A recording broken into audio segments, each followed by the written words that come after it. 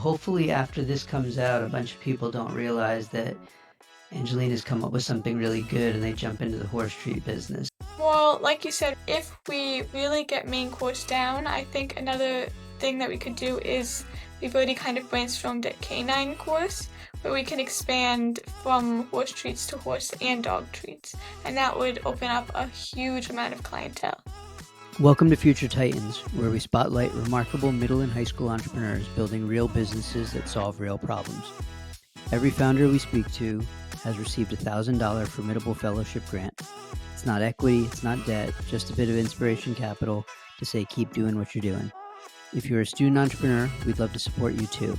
Just visit formidablefellowship.org to apply for a grant. It takes less than 5 minutes.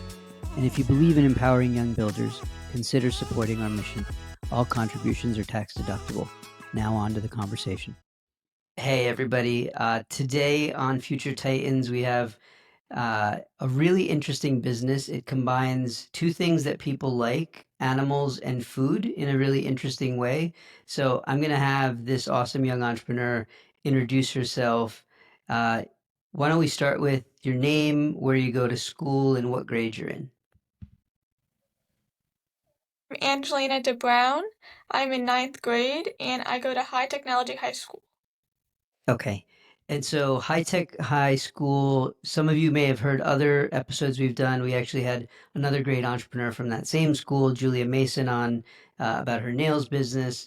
Angelina, tell us a little bit about the business that you've built. What do you guys do, and maybe how much revenue did you do last year? My business is Main Course. It is a monthly horse treat baking business, and my revenue so far has been $1,200. Okay. All right. So I know nothing about horses, and I know very little about e-commerce subscription boxes. So we're going to have a good conversation today. You're going to probably teach me a lot. So let's start at the very beginning. How did you get into this business? When I was in 5th grade, I would always go to the barn and I would ride with my friends, and I would always bake horse cookies. And they would always ask for the recipes and how to make them and stuff like that. So one day I just decided why not make this into a business for more Okay, people to share. got it. All right. So let's unpack that a little bit. You're going to see horses. So did you grow up riding horses, having horses? Like maybe give us a little bit of the backstory on where did horses come into your life? Ever since I was young, I kind of always was fascinated in horses and unicorns, and for my 6th birthday, my parents got me riding lessons, and ever since then, I've just loved riding. Okay, cool. All right. So you love riding. Fifth grade, you're making these cookies just kind of to treat the horses. When does this turn into business? You're in ninth grade now. So when did you start sort of making these and selling them? I would say around spring 5th grade, fall of 6th grade was really when we developed it. Okay, got it. All right. So I have no idea what goes into a horse cookie. So how did you figure out in that first formulation what to put in it? How much did you experiment with this? Like, where did you learn how to make these cookies?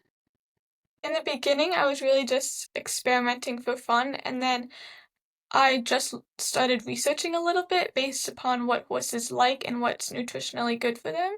So a lot of the cookies have molasses, and that's one of a horse's favorite food. So I decided to add that into every one. Okay, and how do you do this research? Is this going on YouTube? Is this reading stuff on the internet? Is this talking to horse trainers? Like, where do you get all this information? Most of it is looking up on the web, and I have watched some YouTube videos to get further inspiration. Okay, got it. All right, so you figure out what horses like. You, maybe get mom or dad to, go with you to the grocery store, buy all this stuff up. And then are you trying out a bunch of different formulations and then seeing which one the horses like? Like how did you figure out what was the right formula? Well, at the time, I had a pony. His name was Harry. And I would bake the cookies and I would give it to him. And if he liked it, then I would say it was Harry approved and it was going to be a good cookie. All right, nice. Okay, so you kind of you had a customer, Harry, who liked your cookies, and you're like, okay, I think I can take this to other folks. All right, that's awesome. All right, and so who are your first? I'm curious. Then you have a customer, or you have a somebody who likes it. They're obviously not paying you because Harry's your own pony. Um, when did you hang up your hey, I'm selling this sign, right? And like, how did you get those first customers? At my barn, I had a lot of friends that were my age, so I made my first boxes and I gave them all a box, and I asked them for feedback, what they liked about it, what they didn't like, and ways to change it. And those were my first customers. Okay. And so you were just sampling, like you were just giving them away just to see if people, if the horses would eat it and liked it, and then if they did, then you try to sell them. Then they might buy the treats from you going forward. Is that right? Yeah, yeah, that's correct. And after Okay. I sampled them, they were really my first paying customers as well. Okay, got it. And so how much does a box cost? It costs about $6 to make, but it's extremely expensive shipping, about like $13 shipping. So the price that we're paying for the box is about $19. Cost you 19. Why is it so expensive to ship? Are these really big, or do you have to freeze, like refrigerate them, or put them in something that keeps them cold? It's mostly just the weight and the size. They're not too big, but the ingredients inside do weigh a lot. And a lot of them are far, so that's really the cost. Okay, okay. So you have your local friends who like them, and so I guess they don't pay the shipping cost. You just, does everybody get it shipped at this point? The people at my barn, I usually just deliver it to them in person. Right. Okay. Okay. So it costs you $6 if you deliver it in person, $19 if it's shipped. And what do you sell it for? 29.99. Got it. Okay. All right. So you have like a 30-ish% margin. Okay. And how did you come up with that pricing? I came up with the pricing more. I just wanted to make a decent amount of profit. So it wasn't really any analytical statistics. I kind of just came up with a price and then I saw were the people buying it and really just adjusted from there. Okay. And did you have since you had a pony, did you have a kind of an intuitive sense for what this stuff costs because you were already buying treats for your pony, or was this kind of like you completely came up with the price on your own? No, I did know the price of some horse treats. Some are a lot more expensive than others, so I feel like this was a good in between. Okay, okay. And do you know what makes the ones that are more expensive, or the ones that are more expensive, are they better quality, or is it just they are just maybe their brand is better? Like any idea for why certain ones price a lot higher? Like the look, like the cheaper ones, they're more just in like ball forms or like little nuggets. But Hmm. the most expensive ones, they look like real human cookies and they're decorated with icing and they're pre-made. So I think that's probably why they're the most expensive. Okay. And where on that spectrum do yours look more like the cheap ones, or they look more like the expensive ones? They look more like the expensive ones because they do look like human treats and they're like it really just depends how you make it, but they're supposed to look like the expensive ones. All right. So on this topic of pricing, have you messed around with the pricing, or this sort of 29.99 a box, you've stuck to it since the beginning? When we've stuck with 29.99, we found that that's a good price. Okay. And so that means like the formula has pretty much stayed the same since the beginning as well. Have you added any new flavors, or I don't know, done a small, medium, large size cookie? Have you made any other changes to the product? Yeah, we have a lot of different variations, but they all cost about the same, They about all the cost six. about the same. Okay, okay, got it. And have your costs gone up? You keep hearing about all this inflation and everything else, right? Like, which I imagine means some of your raw material costs have gone up, or not really. Maybe like molasses and I don't know what else horses like, but have the prices of most of those raw materials that make up your cookies mostly stayed the same? Some of them have fluctuated a little bit, but it's not like an insane amount that we would have Okay. to change the pricing of the box. Okay. Got it. All right. Um, So how are you getting customers, right? You had your first group was, let's call them friends and family, right? People you knew in the community, they liked you, they liked your product, they bought. Sometimes those folks will buy because they like the product, but also because they want to support you. How did you get your first customers who you didn't know? We originally started selling on our website, makecourse.com, but then we expanded to Etsy, and that's where a lot of our customers come from, through Etsy. Okay, amazing. All right. And so main course, MANE course.com. Yes. Okay, cool. I love the name.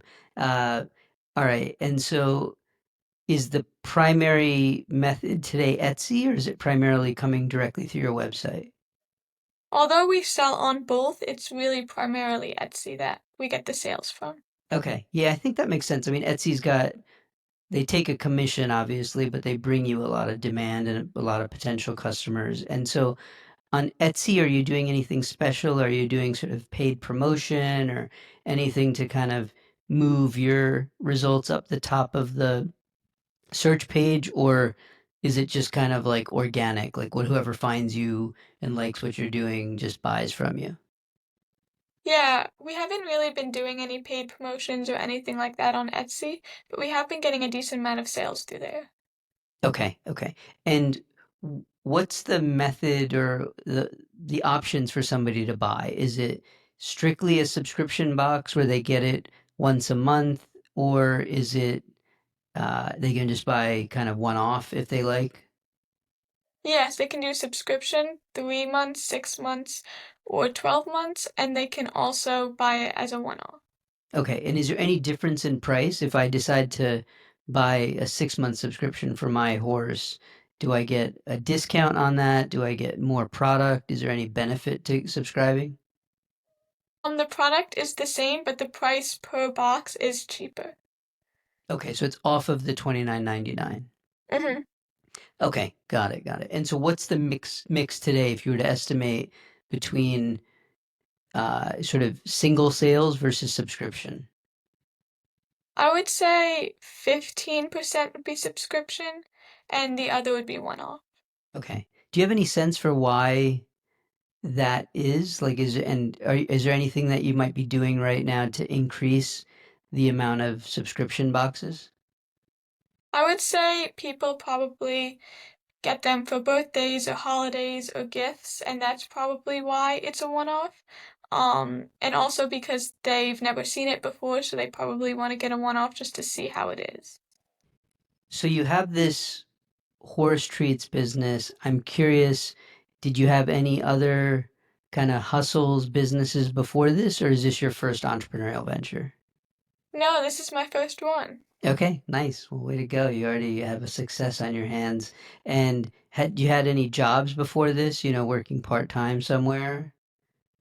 No. No. Okay, so this is your first kind of adventure into making money. Okay, that's great. And so where do you think this entrepreneurial sort of instinct and drive came from? Is this parents are entrepreneurs? You had somebody who inspired you at school, a class at school, like, and it might be multiple things, but where did this sort of desire to start something entrepreneurial emerge from? My dad, Jaco de Bruijn, he is an entrepreneur and startup. And also my uncle, Mark Laurie, is also an entrepreneur. Okay. And what kind of businesses do they operate? My dad has a startup software company, and my uncle has had a few companies. But right now he's working on Wonder, which is like a fine fast dining. Um, Okay. Okay. Cool. And so I'm just curious, did you kind of grow up and sort of hear what we'll call business talk around the dinner table and just at home, and some of it you just picked up? Yeah, especially at holidays and family gatherings, my uncles were always talking about it. Okay, all right, that's great. And how about school? I mean, I know High Tech High is a really interesting school. It's sort of, it's not the typical school, we'll call it. Has there been anything there that you've learned that's been maybe it didn't inspire the business, but that's helped with the business? Not necessarily anything entrepreneurial, but there are a lot of good analytical thinking skills, and I think that Okay. could also help with business. All right, so you have this business, you're passionate about horses, so it kind of fits into a passion you have. Seems like it's going very well. I'm curious, along the way, have you run into any difficulties, some, bad product, tough customers, just things that didn't go as well as planned, kind of some hardships, and how did you overcome those?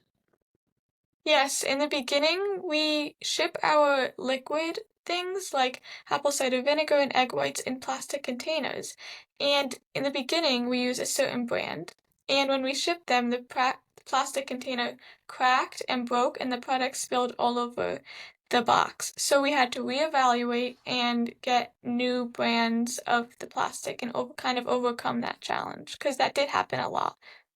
Okay, all right, that's big. So, and this is what you were shipping, right? So, like, literally, customers would have gotten something that was leaking and kind of a mess.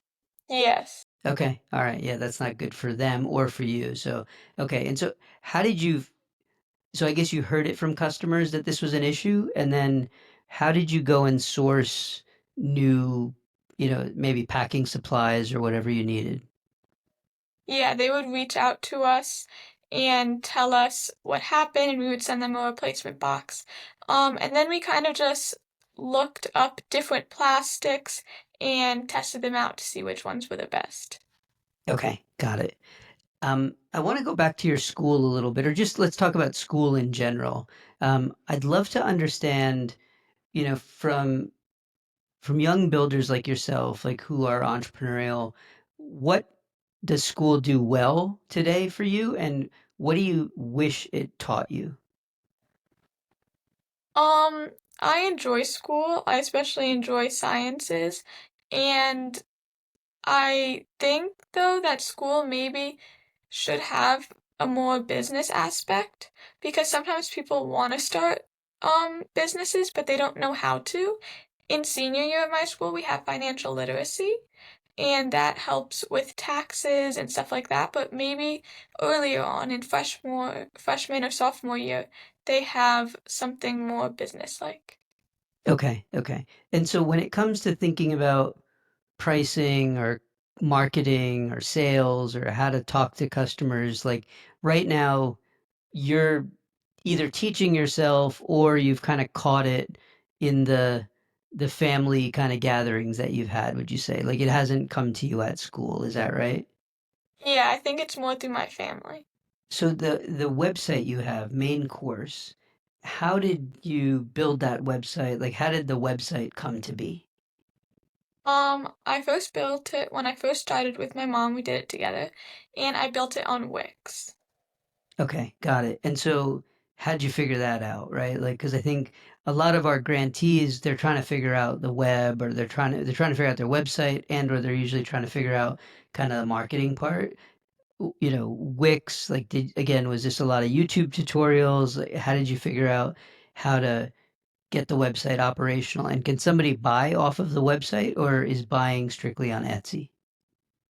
You can buy off of the website if you want. We just get more sales usually through Etsy. And the Right. website, um, since I was in fifth grade, I didn't really know how to do it. So my mom really set up the basis of the website, but now I edit it and I add products and stuff like that to it. Okay, awesome. Well, shout out to mom for all the help there. That's fantastic. All right, so you've grown up in this business household. I'm curious, what's the best business advice or guidance that you've received? Well, my uncle Mark Laurie always said that you have to go big and you have to take risks in order to succeed. Okay, yeah, that is very, very true. You're running a business, you're going to this pretty challenging high school, at least based on what I've understood of it. How are you finding balancing being an entrepreneur and being a student at the same time?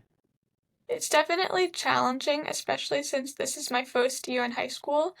And I think I definitely have some things to learn about how to balance it.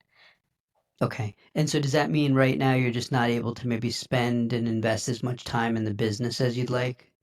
Yeah, definitely. There's been a lot of homework and studying and tests.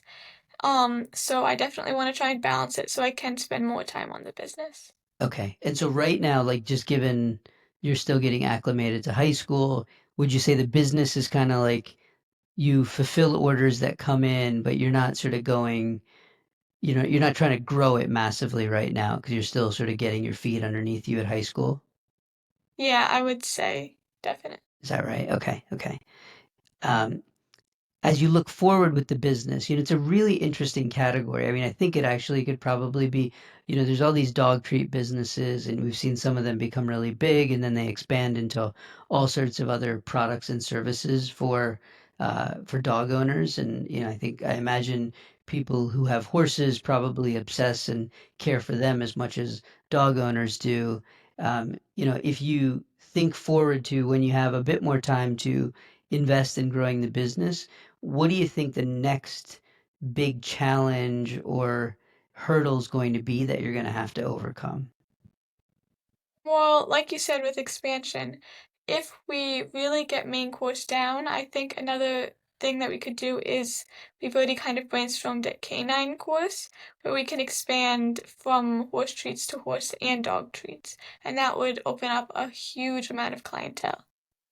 Okay. Is there anybody else doing horse treat subscription boxes? I imagine there are, but again, like, ridden a horse 3 times in my life, so I have no idea about this market. Or are you one of the only ones at this point? I think I'm one of the only ones that can have make your own horse treats and Okay. subscription based. So I think that's what sets me apart from all of the other horse treat brands. Okay. All right. Well, hopefully after this comes out, a bunch of people don't realize that Angelina's come up with something really good and they jump into the horse treat business. But um, if you have a horse, you need to go to her website and buy some or find her on Etsy and buy some. If they go to Etsy, how much less money do you make? How much does Etsy take? It doesn't take too much, I believe. I Okay. would say it takes a few dollars, but not Okay. too much. Got it. And if it's on your website, that all comes right to you. Exactly. All right. So don't go to Etsy, go to Main Course and buy horse treats for your horse off of that directly from Angelina. And let's cut out the middleman.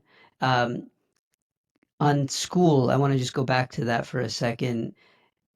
Have there been, maybe on entrepreneurship, it hasn't been the place where you've learned a lot, but I'm just curious, there's always some teacher or teachers who've been inspiring or who just gave you a love of a particular subject. Is there anybody there that kind of sticks out that you'd love to just recognize or that you'd love to kind of give a shout out to right now? My eighth grade math teacher, Miss Cottrell, she really helped me understand math, and whenever I was having trouble with it, she really just helped me understand it. Okay, awesome. And that's Miss Cottrell? Yes. All right. Well, shout out to Miss Cottrell. You received $1,000 Formidable Fellowship grant. I'm curious, where are you investing that in the business, or maybe you already have, or where do you plan to invest that? I took some of it and put it back into my business, and a lot of it I used to give out free boxes. I moved to a different barn, and that's a whole nother clientele. So for Christmas, I gave everyone a free box. Okay, nice. All right. So kind of marketing and awareness. I love it. That's a great use of the funds. Our last kind of closing question is, there's going to be a bunch of young entrepreneurs or young aspiring entrepreneurs who listen to this, going to be inspired by what you've done. I think you're the only grantee who's built a subscription box business as far as I can recall. And certainly the only one, if I do have that wrong, you're definitely the only one who's built a subscription box for horses. So if one of those young aspiring entrepreneurs is listening to this and is like, hey, I'd like to do this, but is still a little bit scared of taking the plunge, what advice would you give them? I would say just go for it and try it, and don't be afraid to make mistakes because you're learning on the way. Okay, awesome. Well, that's great advice. Angelina loves horses, was making things just to sort of feed Harry, and then found other people liked him, and then has turned that into a business that did $1,200, all while she's in a really tough high school, getting her sort of bearings. So congrats on building a great business. Uh, Again, let's give everybody the places they can go to if they want to buy horse treats or just learn more. If there, I don't know if you're on Instagram or TikTok or anywhere else, but yeah, just let's give a shout out. Where are all the places they can find you, Angelina? Our website, maincourse.com, MANE course.com. Etsy, you can look up Main Course. And our Instagram at Main Course Horse. Main course horse. Okay, cool. And we'll put that all in the show notes. Remarkable business. Thanks for taking the time. And we're excited to see how main course grows. And again, any horse owners out there, or if you know a horse owner, please make sure that you send them this or send them Angelina's website so that you can treat your horse to some fantastic cookies. All right. Thanks so much.